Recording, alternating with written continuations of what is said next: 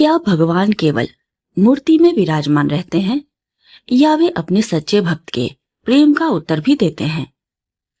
जब एक बहू ने पूरे मन से श्री कृष्ण की सेवा की तब ऐसा कुछ हुआ जिसकी उसने कभी कल्पना भी नहीं की थी।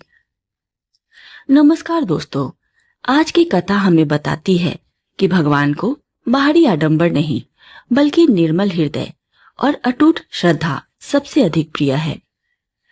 आइए सुनते हैं एक ऐसी भावपूर्ण कथा जिसमें एक बहू के निष्काम प्रेम ने स्वयं श्याम सुंदर को मुस्कुराने पर मजबूर कर दिया। एक गांव में एक माई रहती थी। वह कृष्ण की भक्त थी। अपने श्याम सुंदर श्री कृष्ण जी की बहुत मन से सेवा करती थी। वह सुबह उठकर अपने कान्हा जी को अत्यंत दुलार और मनुहार से उठाती थी और उनका स्नान श्रृंगार करने के बाद उन्हें दर्पण दिखाती थी। उसके बाद भोग लगाती थी। एक बार माई को 1 महीने के लिए लंबी यात्रा पर जाना पड़ा। यात्रा पर जाने से पहले माई ने अपने कान्हा जी की सेवा अपनी बहू को सौंपी और बहू को समझाया कि कान्हा जी की सेवा में कोई कमी न करना। उनको श्रृंगार के बाद दर्पण दिखाना, इतना अच्छा श्रृंगार करना कि वे मुस्कुरा दें। माई के जाने के दूसरे दिन से बहू ने सासू माँ की आज्ञा के अनुसार कान्हा जी की सेवा की। उन्हें श्रृंगार के बाद दर्पण दिखाया और उसी दर्पण में धीरे से देखने लगी कि ठाकुर जी मुस्कुराए या नहीं। बहू ने देखा कि कान्हा जी तो मुस्कुराए ही नहीं, वैसे ही शांत बैठे हुए हैं। तब उसने सोचा कि कहीं मुझसे कान्हा जी के श्रृंगार और उनकी सेवा पूजा में कोई कमी तो नहीं रह गई। कान्हा जी की पगड़ी, बंसी और कपड़े सब ठीक करके बहू ने कान्हा जी को पुनः दर्पण दिखाया और स्वयं दर्पण में झुककर देखने लगी। कान्हा जी तो पहले जैसे ही बैठे हैं। एक बार पुनः उसने पोशाक श्रृंगार ठीक किया और दर्पण दिखाया, परंतु कान्हा जी इतना सब करने पर भी नहीं मुस्कुराए। अब तो बेचारी बहू बहुत डर गई। उसने सोचा कि कान्हा जी को उसने ठीक से नहलाया नहीं है, इसलिए वह मुस्कुरा नहीं रहे। उसने तुरंत ही कान्हा जी के वस्त्रों को उतारकर पुनः स्नान करवाया। स्नान के बाद कान्हा जी को दोबारा से पोशाक पहनाई और श्रृंगार किया और पुनः कान्हा जी को दर्पण दिखाया। परंतु यह क्या हुआ, कान्हा जी तो इस बार भी मुस्कुरा नहीं रहे थे।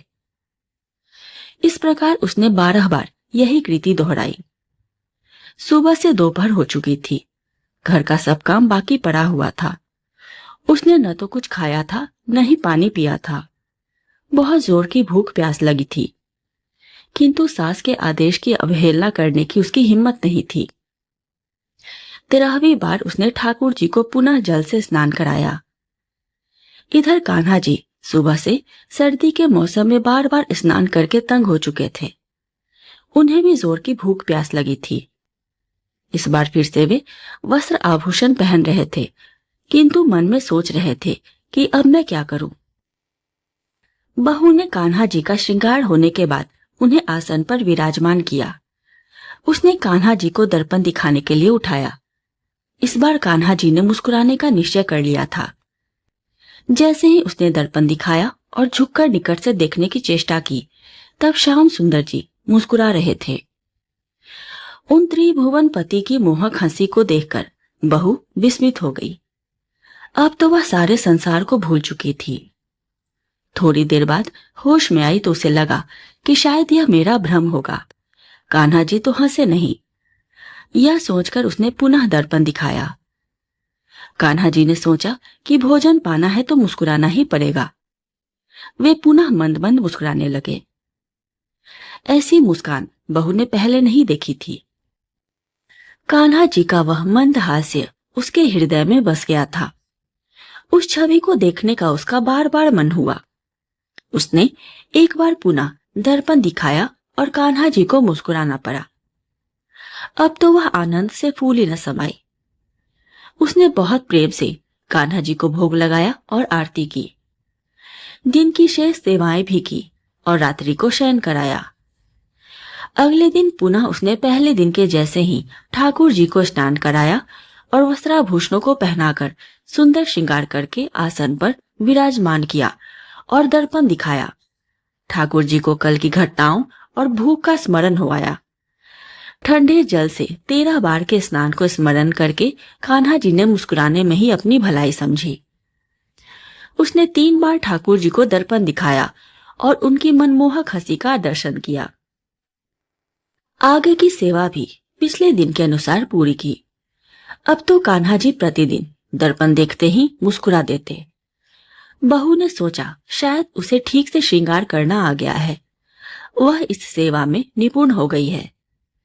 1 महीने बाद जब माई यात्रा से लौटी तो आते ही उसने बहू से कान्हा जी की सेवा के बारे में पूछताछ की।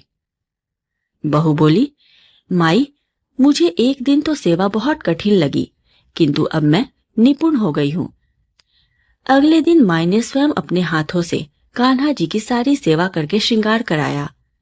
उसके बाद दर्पण लेने के लिए हाथ उठाया तो कान्हा जी स्वयं प्रकट हो गए।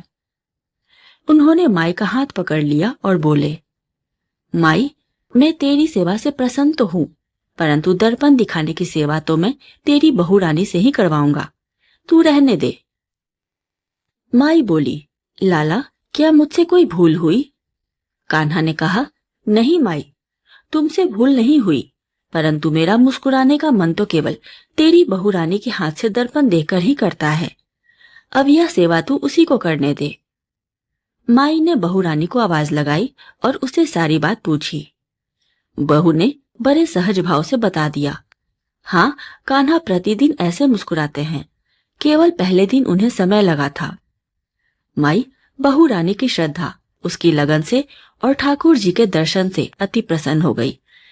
उसे पता चल गया कि उसकी बहू ने अपने प्रेम से कान्हा जी को पा लिया है। अब तो वह अपनी बहू रानी को कान्हा जी की सेवा सौंपकर निश्चिंत हो गई। तो दोस्तों, इस कथा से हमें यही सीख मिलती है कि भगवान को भव्य पूजा, महंगे आभूषण या दिखावा नहीं चाहिए। उन्हें चाहिए केवल सच्चा प्रेम, अटूट विश्वास और निष्कपट भक्ति। जब सेवा में स्वार्थ नहीं बल्कि समर्पण होता है, तब स्वयं भगवान भी भक्त के प्रेम के आगे मुस्कुरा उठते हैं।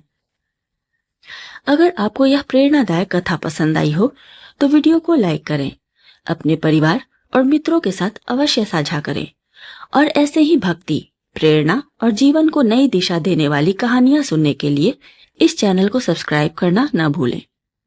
धन्यवाद।